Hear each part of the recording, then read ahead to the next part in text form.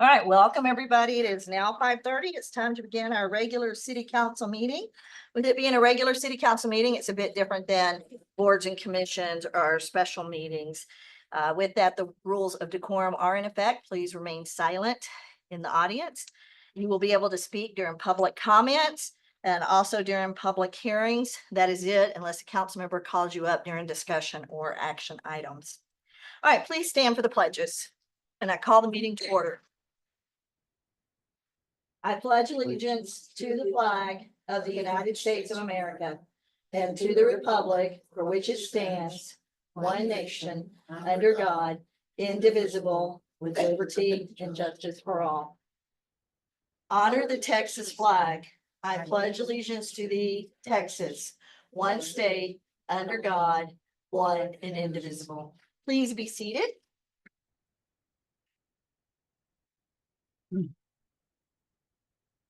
City Secretary, we have a quorum this evening with all council members being present. Councilmember Rob Ruckus will be here momentarily. He just got off work. Proof of notice of meeting, please. Thank you, Mayor. Notice of this meeting was posted by 2 p.m. on May 16th, 2025. Great, thank you. All right, for public comments, if you're here to make a public comment, you will have 3 minutes. You'll come to the podium, state your name and your ward. Council cannot respond to you, so please don't ask any questions. City Secretary, do we have any public comments? No, we do not. Okay, moving on. There are no public hearings, so moving on. Presentations and recognitions, there are none. Proclamations, we have one. Is there anyone here to receive the proclamation for Community Action Month? Okay, seeing no one here, we are not going to present the proclamation, but just know that May is considered Community Action Month. Moving on to community interest items. City Secretary, 1 minute on the clock.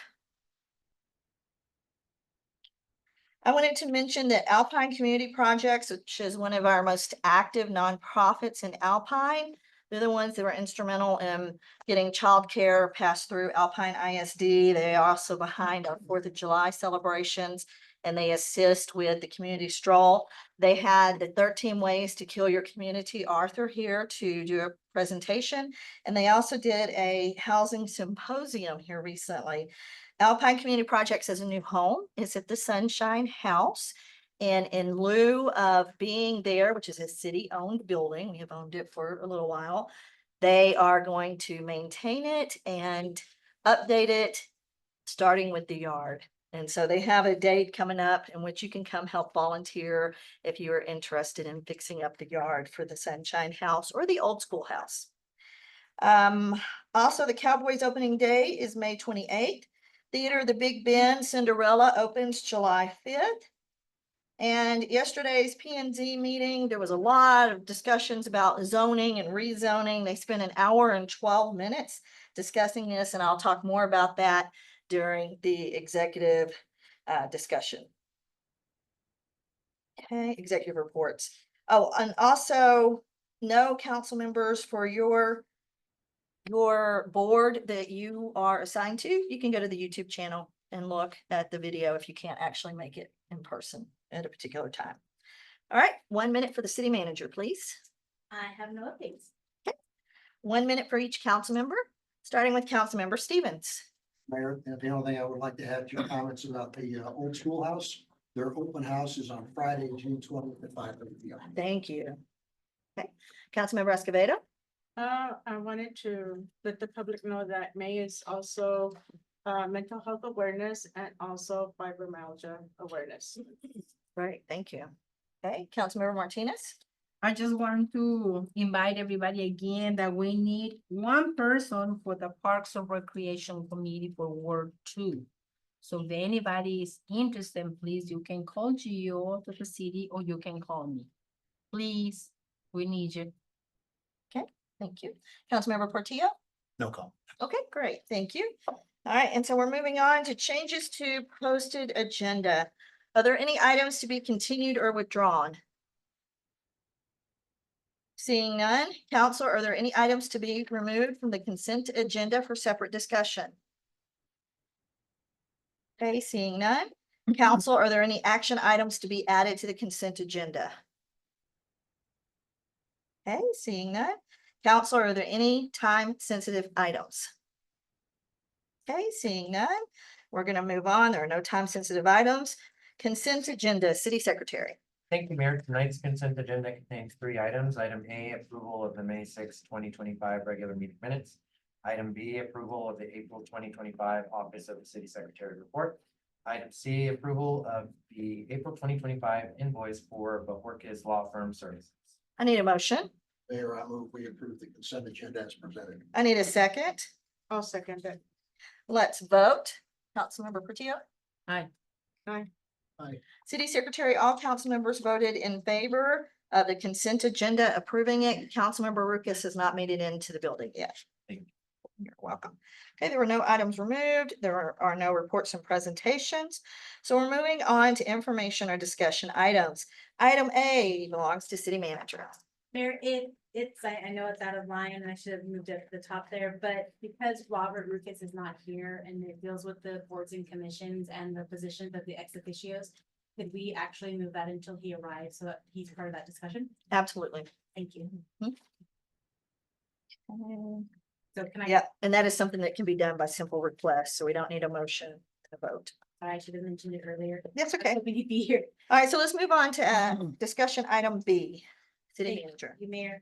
The next item is to discuss the Animal Services Spay and Neuter Program. Jennifer Stewart is here with us this evening. She had come by my office and kind of had this thought process. The city has funds budgeted for spay and neutering, and she's really trying to encourage the community to take advantage of spay and neutering. It helps obviously with our shelter overload. A lot of times it's a fiscal concern when people come in. So she came up with this thought process. It's the pilot program. It is an action item as well, but we wanted to discuss it first. That way we can get your insight input, and she's put together a slideshow as well. Great, thank you, Jennifer. Go ahead. Alrighty. So I'm Jennifer. I pretty much know everybody. I haven't met you yet. Jennifer Stewart. I've been with the city of Pine for about a little over 16 years with the animal shelter. I want to talk a little bit about our spay neuter pilot program. We do have money budgeted for spay neuter, and it is called the spay neuter program on the line item. In the past, we haven't had the opportunity to try a pilot program just because we had so many intakes and we didn't have the funds to really play around with it. This year, we have not had as many intakes, so we have that little bit of a cushion to play around with and see if we can offer spay neuter vouchers for the public for $100 going towards that spay neuter. That is a majority of most spay neuter costs. So hopefully that'll help people get their animals fixed. In the long run for us, I mean, hopefully that'll show in our intakes, in our surrenders, in our call outs. Animals tend to run loose if they're intact. They tend to bite people more often. There's aggressive behaviors that happen with intact animals. Litters of animals coming into the shelter should hopefully decrease with that. I believe it'll be a big benefit to be able to offer that to people. And we want to offer that to, starting out, it's not going to be everybody, obviously, but low income households, people that we've had multiple instances with running at large, people that are, repeatedly accidentally breeding their pets and need assistance with that. So I'm hoping that, with a little bit of encouragement, we can get our pet overpopulation in Alpine under control a little bit better. We do have our TNR program that has worked. We've seen that in our cat population. I've actually pulled animals from other areas, surrounding areas, because we had months without cats. So TNR has worked. If we can get our dogs spayed and neutered, what's going to happen? I'm assuming in the next 5 to 10 years, we will see a difference. So to the public, Jennifer put together a nice little PowerPoint presentation that's in the council members packets. You can get that online on the City of Alpine website. So, Councilmember Martinez. I think that is a great idea, for this program. And, I didn't know they had already money budgeted, but I read that Still some money already. Yeah, ready it's to use. Yeah, typically it's just gone to our shelter animals. Right now, we are sitting at only about a third of that budget has been used. It's gonna increase during the summertime. We see more animals come into the shelter historically during the summer months. More animals are reproducing. Summertime people are, seems like surrenders intake, increase. Animals are left in yards because the weather is nice and they get out. And so those animals are coming in and aren't getting reclaimed. So we will be still using that for the shelter animals, but just looking at our numbers right now, there's a little bit of a cushion to play with. Do you have enough help to do this? Or Yeah, I don't think I think it's just gonna be a matter of watching the budget and managing numbers, setting aside a specific amount. If we start looking like, those vouchers where we won't be able to cover a voucher, we won't offer the voucher. So once the voucher is offered, we're gonna act like that has already been come out of our budget. So we won't be accounting for that. people have to pre-register their animals before the date, or they just come with the animals to the date? For the spay neuter, they would have to on their own schedule that appointment with the veterinarian, and there will be a expiration date. It'll be at the end of the fiscal year, so that we're not seeing vouchers try and come out for the next year. How do you check if you said that's for low income? How do you know? Do they need to prove that they're low income, or you just? That's a good You'll leave it. question. I think, it'll probably be at the beginning, just taking people Good intention. with good intentions. Yeah. Thank you. Okay, good. Councilmember Portillo? Sounds like a good deal. We do see a number of animals running around, so Mhm. anything to help. Councilmember Lucas, I've got my questions I was gonna ask. Thank you. Councilmember Escobedo, I'm all for this. Awesome. Councilmember Stevens. It makes good sense to me. you. Thanks. Excellent, great Appreciate it. initiative there, great idea to start the pilot program. When do they Have will funds start? available, so good job. When will it start? Tomorrow. Okay. That's great, okay, all right. All I right, thank you appreciate your very much. support. Thank you, guys. Appreciate you, thank you. All right, so city manager, we're gonna move back to information item A. Thank you, Mayor. Information discussion item A is to discuss the city council representation in each of the boards and commissions. Every year, if the council does switch over, we do have a conversation regarding the different boards and commissions that are available for an ex officio, which is a council member. I'd like to review, this is your opportunity for discussion, possibly changing, adding. At the next council meeting, we'll actually have a resolution that appoints everyone to those positions. Currently, the Planning and Zoning Commission, Mayor Catherine Eves serves. Building and Standards, Lucy Escobedo is representative. For Parks and Recreation, that is vacant. It was previously held by Councilmember Nance. The Animal Advisory Committee currently is being held by Councilmember Eva Martinez. The Hotel Occupancy Tax Committee is held by Councilmember Rick Stevens, and then the Music Advisory Board is currently vacant. It was prior held by Councilmember Stone. These are the boards and commissions, and the council will also need to consider appointing someone to the library board. A city representative does serve on that board as well. So I'd like to open it up for discussions. If you guys are comfortable, which positions you'd like to fill so that we can have it officially approved at the next meeting. And also the Family Crisis Center, correct? I believe as of. I'm in, yeah. Okay. I'm in there. I mean, I'm just curious, how come those two boards aren't on here?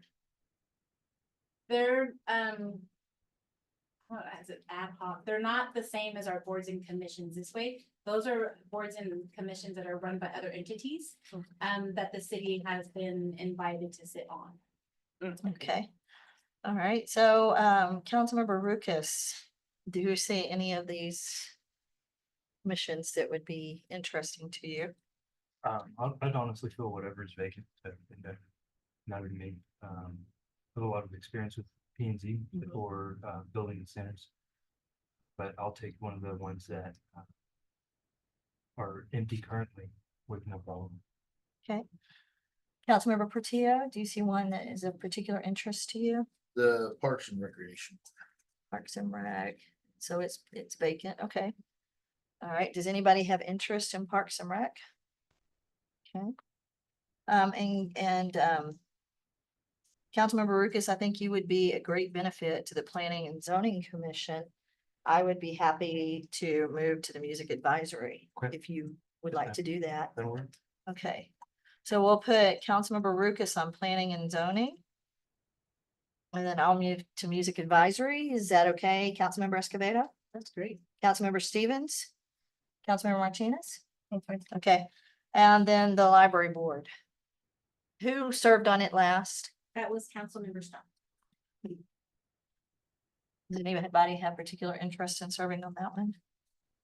I'll help the library. here. You'll do it? Okay, thank you, Councilmember Stevens. Okay, and then Eva, you're happy staying with the Family Crisis? I stay with you.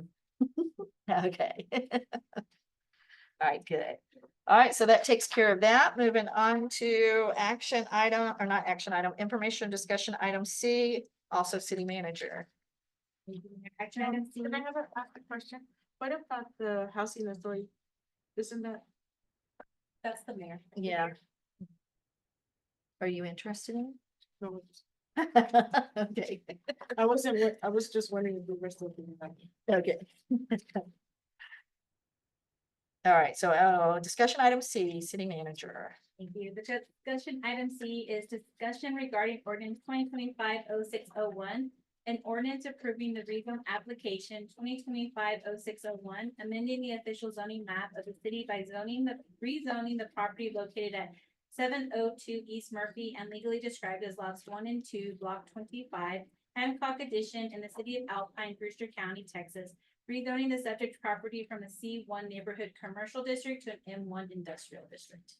Okay, so planning and zoning discussed this last night. I didn't attend the actual meeting, but I sat and watched the hour and 12 minutes on the YouTube channel today.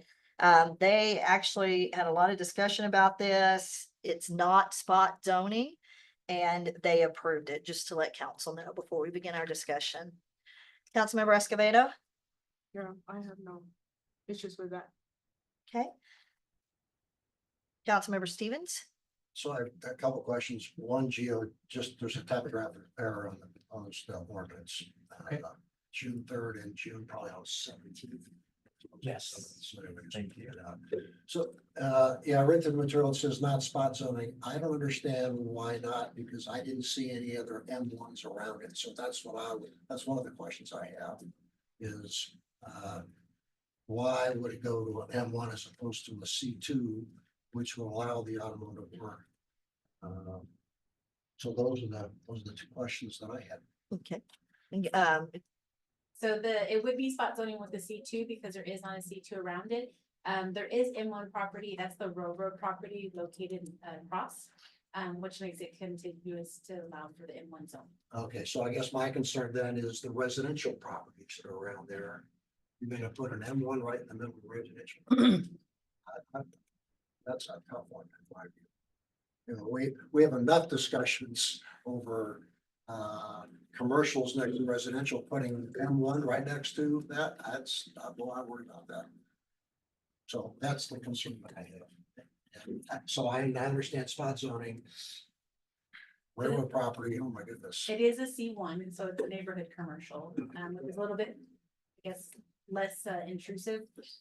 But C2 would be spot zoning, so the M1 is the railroad, Yeah. which obviously is. And to provide some context, the applicants approached the city in 2017 and were advised to zone C1. Yep.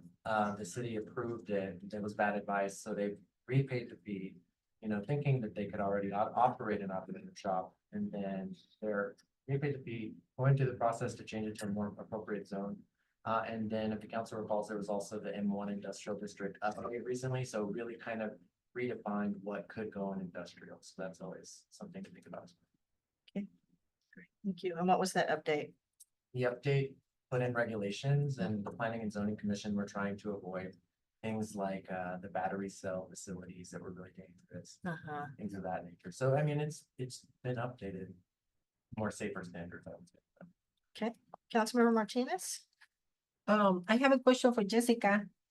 Jessica, can you come to the And just introduce yourself for the video, please.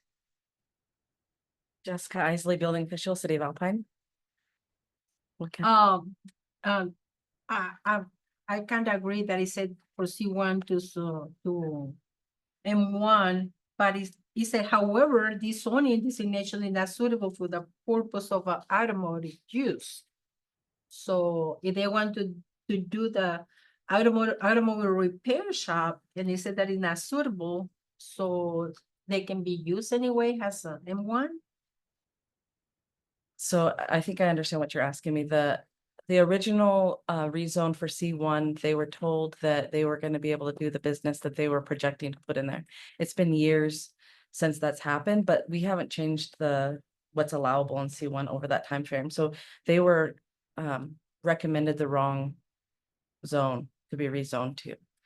The only thing that I could say, I mean, other than the fact that it does work being M1 because you can the C2 fits inside of the M1, so, and it's not a spot zone, so there's really nothing wrong with that. But I mean, the concern that Mr. Stevens has is valid, that how much more industrial do we want to push into the rest of the city? Do we want to protect that? One of the things that going forward that I think would be a smart thing, just a side thought, because we're working on the zoning ordinance right now, is to move.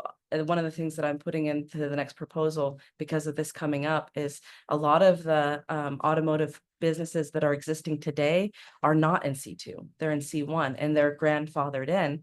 But if they were to move out and somebody to move into that building again, they wouldn't be able to use it for that same purpose. So like Highland Automotive, they're in C1. If somebody wanted to take over that building, they couldn't because it's not zoned for that. A lot of the Vances and the automotive that are over here on the triangle are zoned incorrectly for the usage. So that was something that was brought to light, that we probably need to open it up to more options in the C1 as far as what's available. But right now today, there's nothing legally wrong with changing it to what it's being presented as. Thank you. Councilmember Lucas? I'm with Rick as far as rezoning it to M1, but I would be interested in potentially doing an amendment to our zoning ordinance to allow it in C1 for sure. And that's where I stand with it. Councilmember Portillo? Okay. All right, any other discussion, council?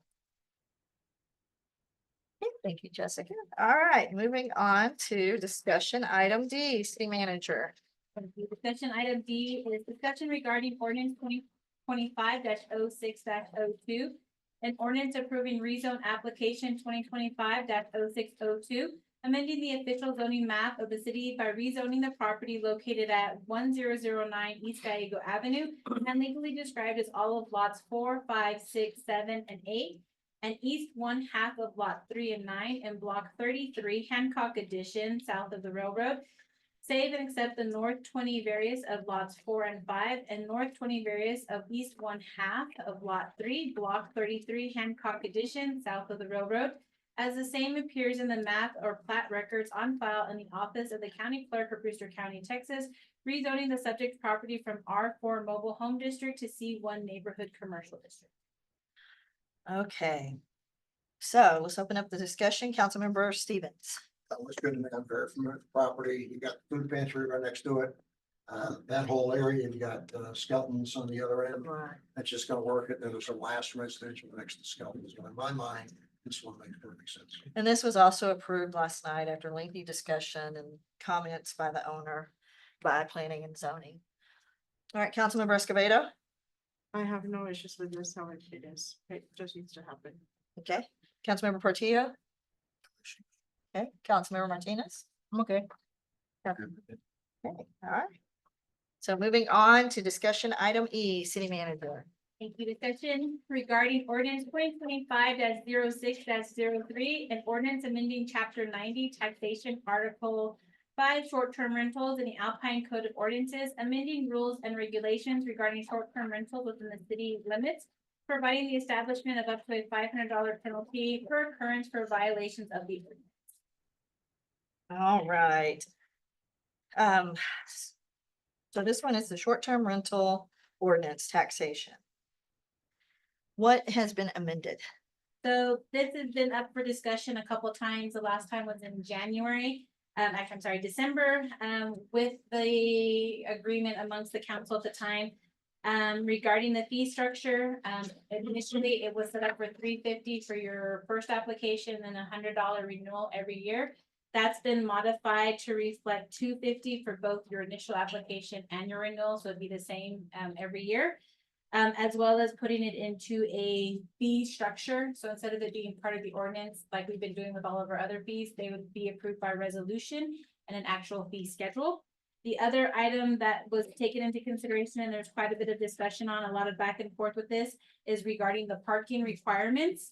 The way it currently reads is that the ordinance is updated, that the parking requirements are in line with the zoning ordinance. So there's not the additional guideline. It's just whatever the zone is that this STR is operating in is the parking requirements. And then, of course, there's just some additional clarification regarding the definitions between rental, residence, and unit. Prior, the STR permanents were transferable. This makes it just, they're not transferable. Of course, the applicant must complete and submit the self-inspection form. And then we did add a section in light of our new STR software for collections, kind of something that helps us, is that the operator must display the city issued STR permit number in all their listings.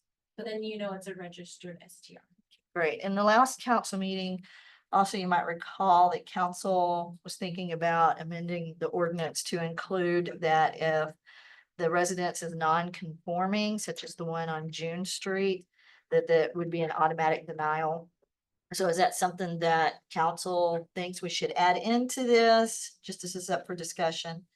And then if the STRs, I know page 4 of 8 of the packet, if they continue operating without a permit, such as the one on June Street, which continued to operate even though it was denied, what penalty is that? I know on page 4 of 8, it talks about unpermitted short-term rentals prohibited, but specifically, what is that? What is our recourse?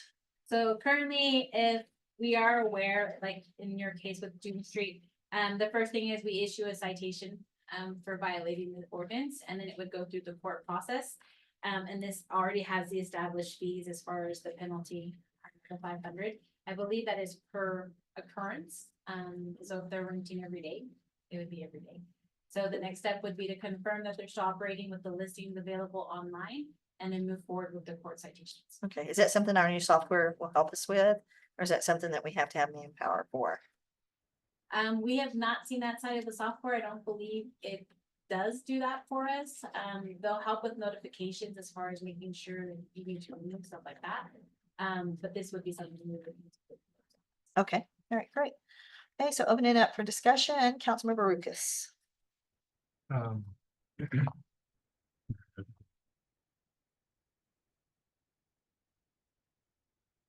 Take your time.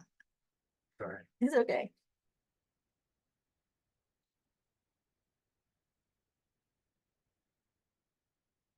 So, with the 250, changing it from 350 renewals down to 250, and then, oh, I'm sorry, our initial fee from 350 to 250, and then our renewals from 100 to 250. Did we ever find out if that would be ample to cover our software fees and everything? Yes.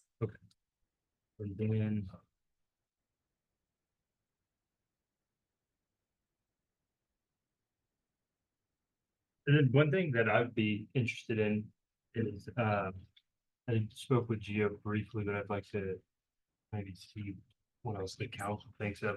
I was reading on what other municipalities are doing as far as like populate or STR density.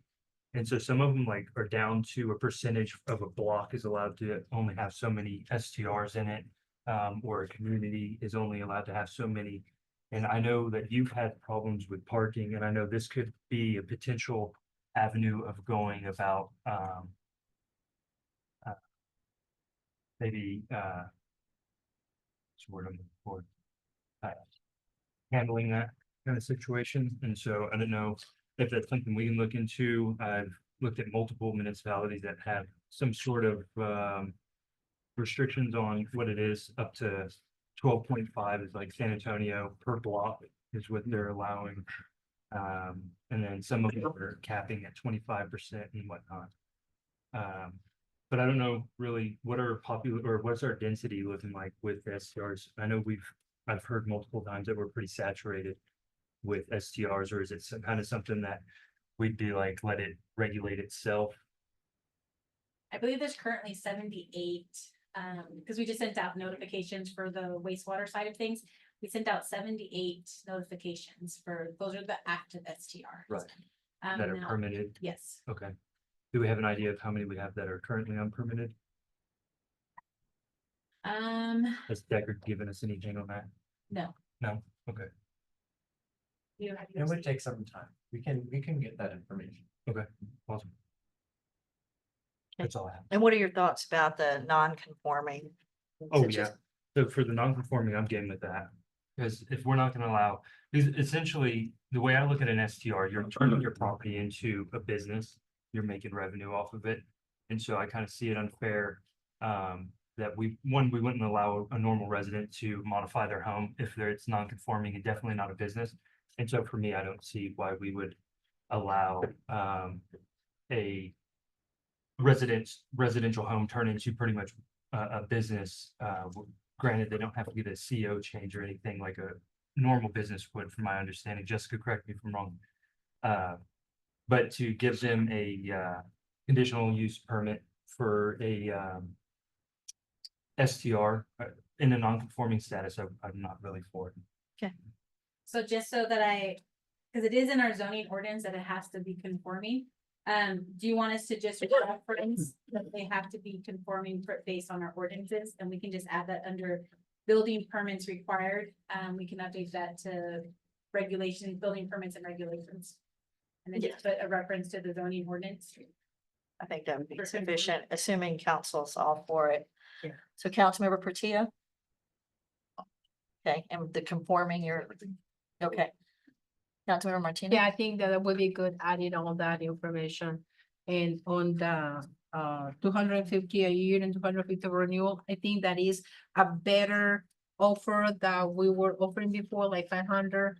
So we giving them a break, everything is expensive, so it's not too much. And then, I mean, we're trying to help them, not to punish them. So I think it's a reasonable price. And then adding all that information so they know they have rules to follow everybody. So if everybody following one now, they say, well, why he's not following the performing and still using? So we have to be more strict for those so they are not performing. So that's my point of view. Okay. Councilmember Escobedo? I agree. I just wanted you to elaborate more on the parking. I mean, I have parking issues, like major ones. Gio? So what is on the ordinance for the parking? So the current ordinance, It's one. It's one, isn't it? So depending on the zone in which they're operating, so if they're operating in a residential zone, it allows for one parking space. That's off street. So if they have, a garage or parking area, that's their parking, additional parking. Commercial is gonna be different. So commercial is gonna allow for more parking spaces, based on, I believe, the square footage, Jessica? Or is it C1, C2? Jessica, come up though, so you'll be on the recording. We've been Sorry. talking about parking on both the zoning. You're gonna side get your and exercise the in. other side. So parking and commercial is based off of the type of usage. So if, depending on the type of usage, like a retail space or Short-term rentals. short-term space. rental, yeah, the short-term rentals is just, I believe the ordinance just states it has to have one off-street parking. It's went back and forth about, but our zoning is one off-street parking as currently. We are editing it right now, though, so just keep that in mind. Okay. So that's why the reference in the STR is to the zoning ordinance, so that if the zoning ordinance is updated, then it automatically kind of updates the STRs. Councilmember Stevens, you had a comment? Yes, so don't go anywhere. And Parking. Councilmember Escobedo, you were finished? Oh, yeah, because he's got the other. Yeah, Okay. so back to parking. So, yeah, I pulled up the ordinance and it says one off-street minimum. So that says in an R1, our current ordinance does not require any parking on property. Our current ordinance on property, so off-street parking is one parking spot off-street, so it'd have to be on their property. Oh, then I'm dense, then I'm Say sorry. that? No, it's not. I'm reading it right here. It says features, regulations. It says under parking, one off-street minimum. So So- what does that mean? So you have to have one designated spot off the street on your property that's available for each residence. One off, so I read it Yeah. backwards. So it's off-street, meaning it can't be on the street one unit. Got it. What are we talking about changing it to? We've went back and forth with, so there's two different ideas, okay? So that's kind, that's so, and it just depends on what direction you want to go. So strong towns or the little groups that we have in town are going more towards zero of everything, zero lot line, zero, you know, Yeah. all of that. So with that proposal, it would be no off-street parking. Okay. You could build whatever you want. You don't need off-street parking. Then you have the zoning ordinance or the international zoning code. Yep. Which is two off-street parking. So either way, we're not in compliance with the zoning code and we're not, I guess we're in the middle Yeah, of both. But we've had discussion on two different ideas. One is to go more lenient and lax and not have it, which a lot of places in town, you have a lot of off-street, you have a lot of right-of-way parking. There's very few places in town where you have a problem parking. But there are some places that we do have problems with parking. So it would be a decision you guys would have to make with that. And because I've gotten feedback on both sides, I've kind of played with it. So you'll have to make that decision in the end. thank you, Jessica. So,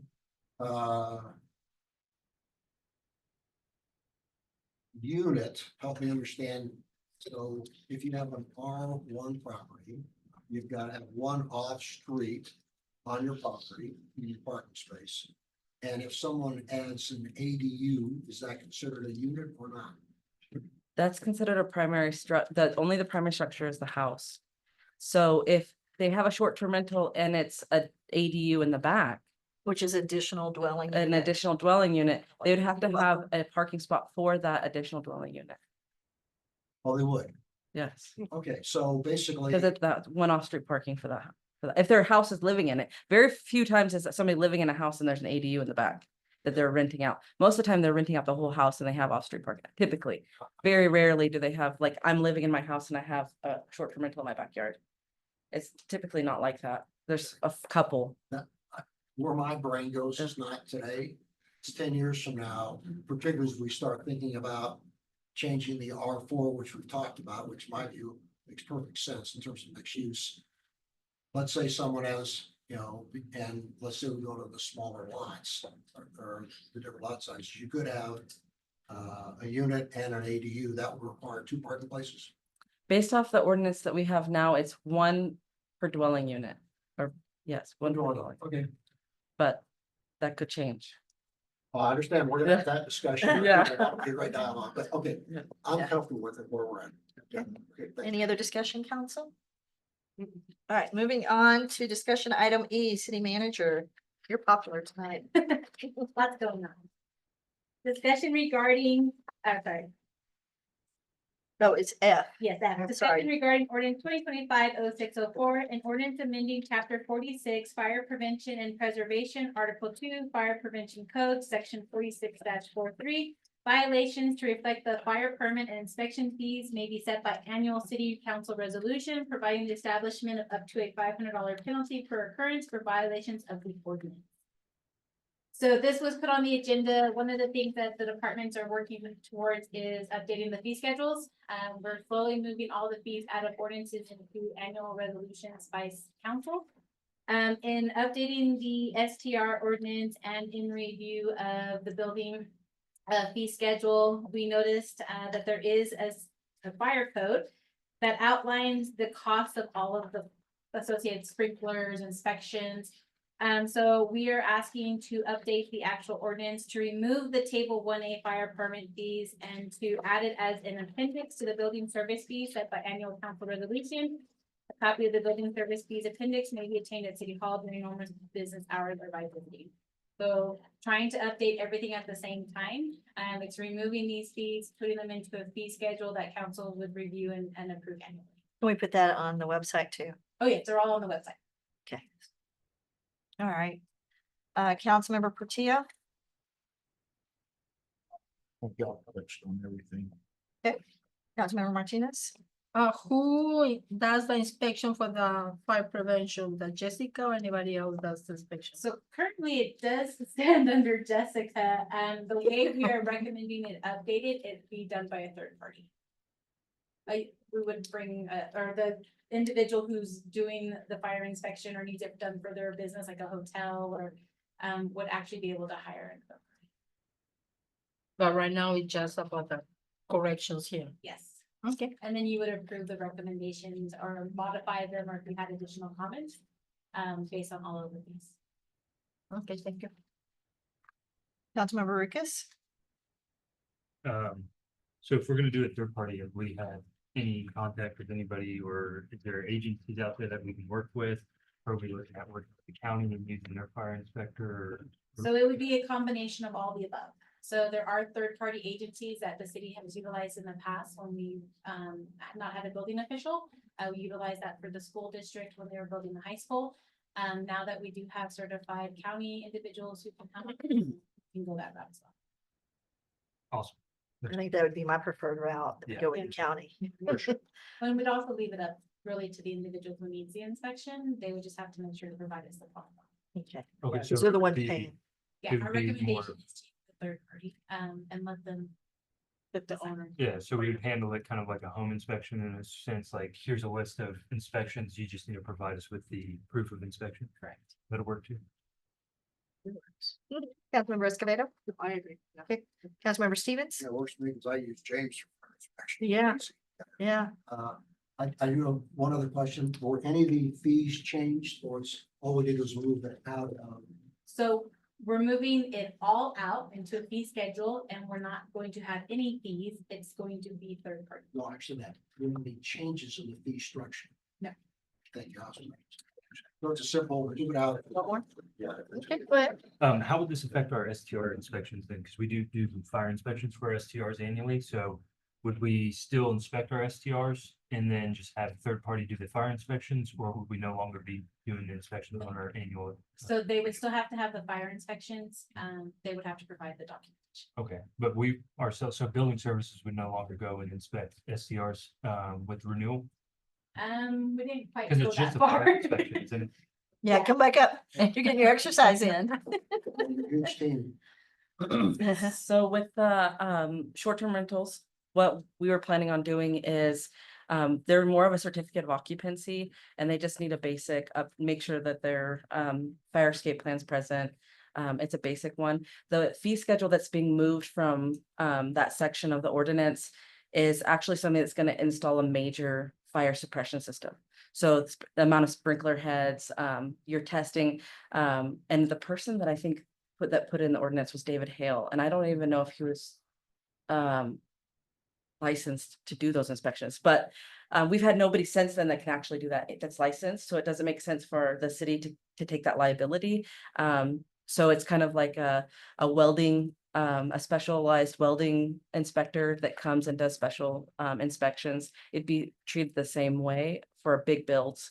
If we were to have, like if the high school was gonna have another big renovation or hotel was gonna go up, they would have to have a third party inspector come do all the testing and supply that information.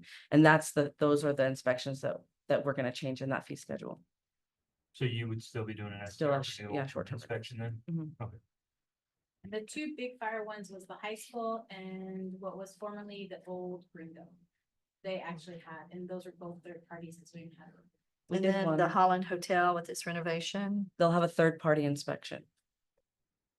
And they'll test it. And Yeah. And they get their money. Yeah. Yeah. Yeah. We didn't- we did one with Roy Mendoza present. We did the pulley system for the heights or the apartments over here. They did one. But I mean, it wasn't a sprinkler system. It's just a fire alarm system. So there's different types. Right, thank you. Thank you. Any other comments, questions, council? All right, let's move on to information and discussion item E. City manager. Thank you. The next item for discussion is regarding ordinance 2025 6 5 an ordinance amending chapter 10, animals to the Alpine Code of Ordinances, amending section 10 48. Registration of dogs and cats, amending 10 49, finders of lost dogs and cats, amending section 10 50. Dead animals, duty to remove, amending section 10 52, keeping of wild animals and exotic animals. Provided amended language to provide additional clarification throughout the chapter, providing updates to animal department and facility titles within the city, providing the establishment of up to a $500 penalty per occurrence for violations of the ordinance, and providing for the following: findings of fact, enactment, repealer, penalty, saving, severability, proper notice and meeting, and effective date clauses. Okay, also, I want to let council know that the Animal Advisory Board had worked on this back in January and they proposed the amendments to the ordinance. And on April 8th, they recommended the proposed changes to us. Okay, so Councilmember Stevens, The only question I have is Rosie protected? Maribel. pig. Pig was Rosie, yes. she's Okay, protected. Yeah, she's still good. She's grandfathered in? Thank you. That's the only question I have. And anybody else with a pig is grandfathered in then too? Oh, just Rosie. Yeah. She's one of my residents. What would I? Okay. Good deal. All right, Councilmember Escobedo, Good with this. Councilmember Lucas. Councilmember Martinez, I'm good with the changes. Councilmember Portillo. Good. All right, moving on to action items. Action item A, city manager. Thank you, Mayor. Action item A is to approve the resolution 2025-05-13. A resolution approving the use of currently budgeted funds by Animal Services to implement a pilot spay and neuter voucher program, providing up to $100 per voucher to assist residents with the cost of spaying and neutering their pets. I need a motion. Mayor, I propose we approve resolution 2025-05-13 as presented. I need a second. Second. All right, discussion, city manager. This is the approval part for Jennifer to start the program. We wanted to have the discussion first, just in case there was changes we needed to make.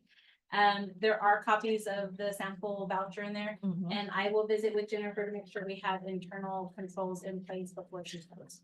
Okay, sounds great. Councilmember Martinez. I'm totally agree with this project. I'm with it. Okay, Councilmember Portillo, Good with it. Councilmember Lucas. Good. Councilmember Escobedo, Councilmember Stevens. Let's vote. Aye. Aye. City Secretary Council voted unanimously to approve resolution 2025-05-13. All council members are present. Okay, moving on to action item B, city manager. Thank you. Approval of renaming of Sul Ross State University campus streets to revise the following: Sul Ross State University, SRQ, roadways in the master addressing guide and a database. University Circle, located at the end of East Sul Ross Avenue, revert back to the original name of East Sul Ross Avenue. West University Drive, which was located between Centennial Drive and East Sul Ross Avenue, revert back to the original name and add directionals West Central Drive. Centennial, sorry.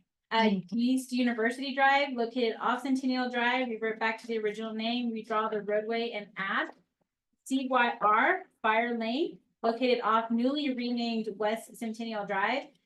Change name to CYR Mall and redraw the fire lane path to reflect the appropriate ingress. Lobo Victory Lane, located off US Highway 90, change name to Victory Lane.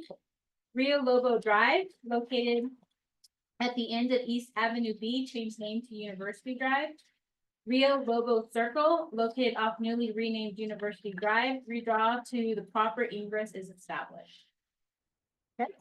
I need a motion. Mayor, I propose council approve renaming of the Sul Ross State University campus streets as presented. Okay, I need a second. Second. Okay, and discussion, city manager. So, Casey Montori with the Rio Grande Council of Governments approached me via email requesting that this be updated in regards to the addressing, especially with the 911 and location. I don't believe she is, she's right there.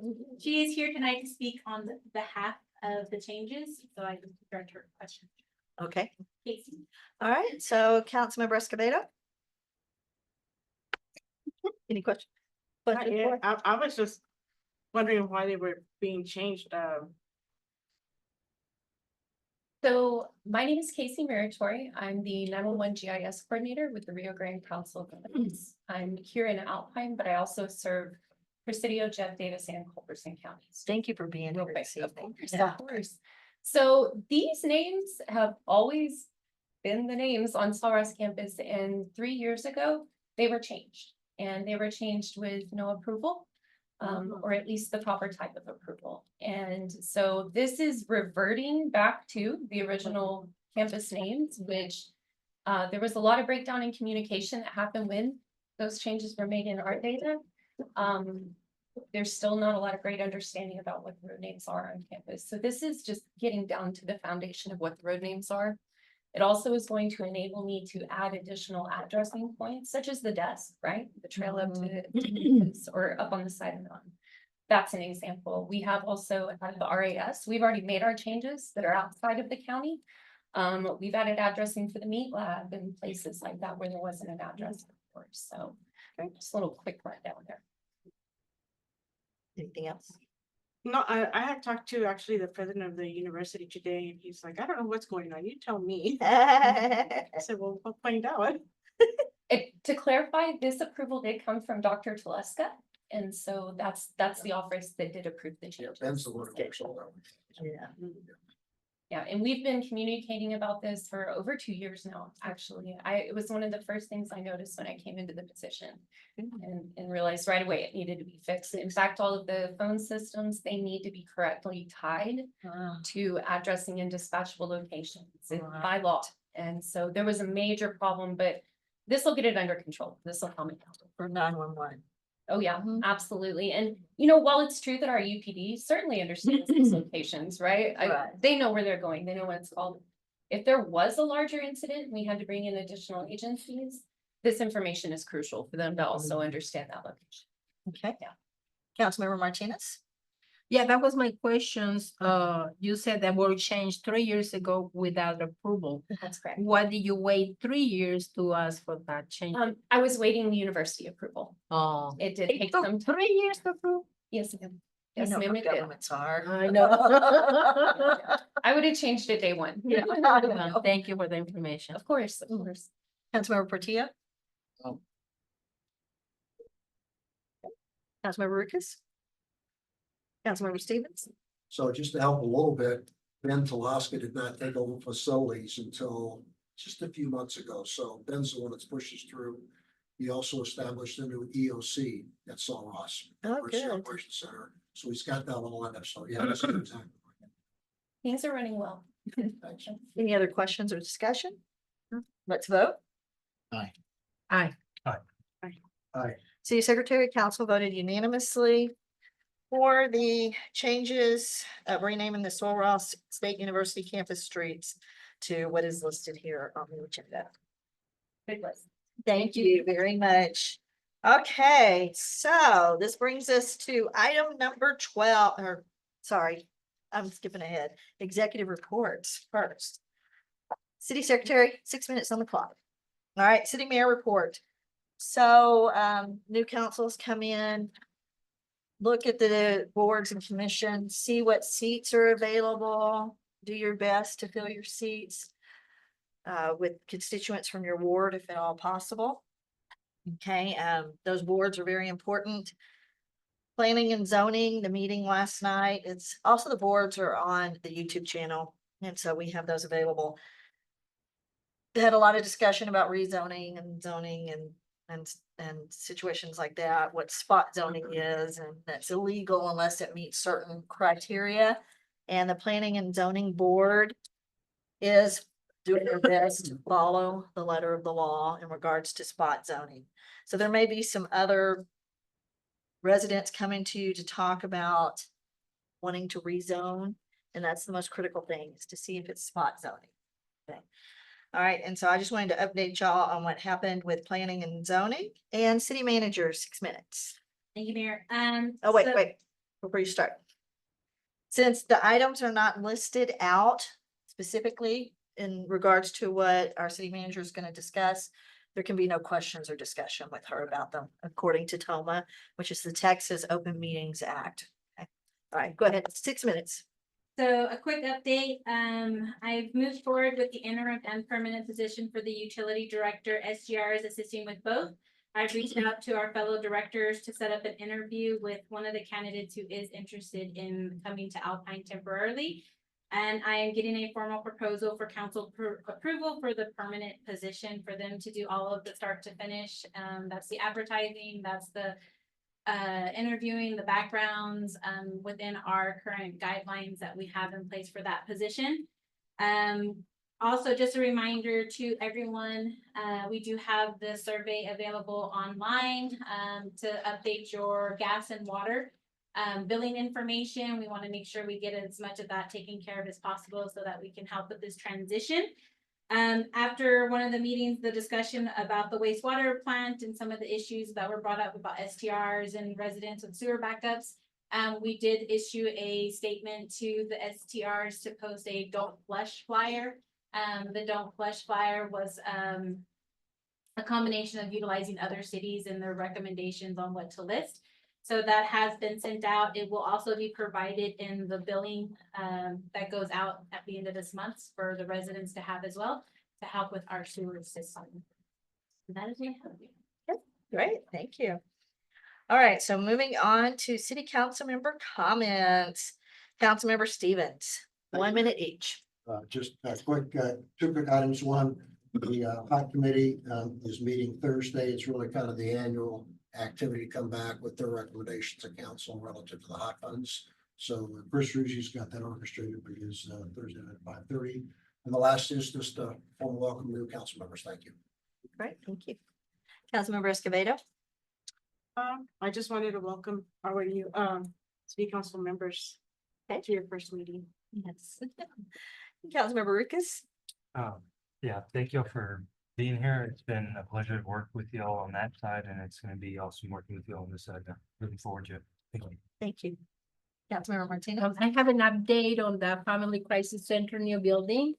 It is going amazing. They hopefully will finish by this summer. It is a totally transformation. You will recognize the building. They are doing an amazing job. It's awesome. So Good. Okay, Councilmember Portillo.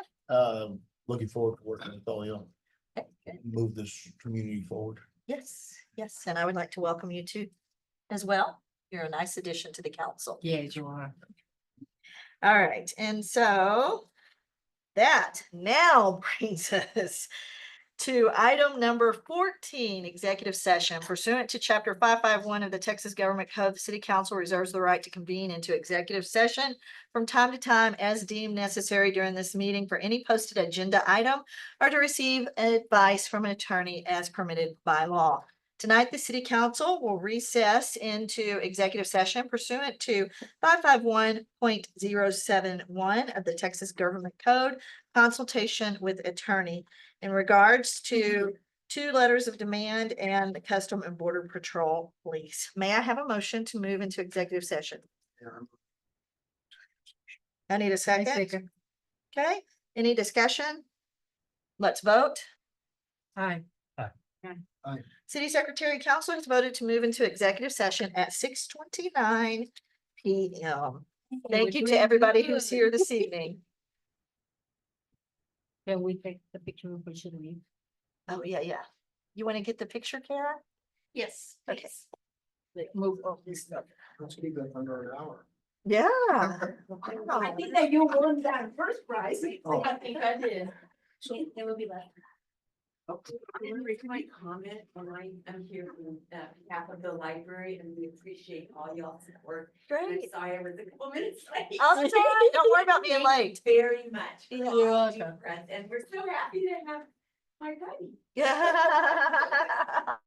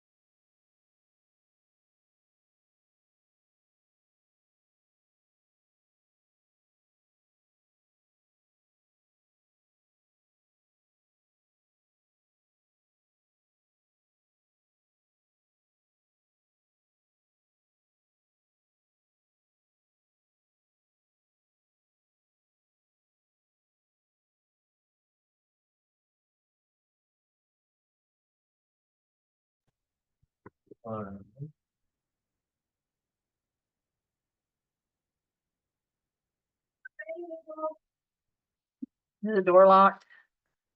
Um, I don't think anyone ate it. Upstairs. ready, whatever y'all. May I have a motion to reconvene into open session? They are reconvened into open session. May I have a Second. second? Yes. Discussion? Let's vote. Aye. Aye. City Secretary and Council voted unanimously to reconvene into open session at 6:52 PM. Mayor, I move that council take no action from executive session. I need a second. I second. Okay, discussion on no action. Okay, let's vote on taking no action. Aye.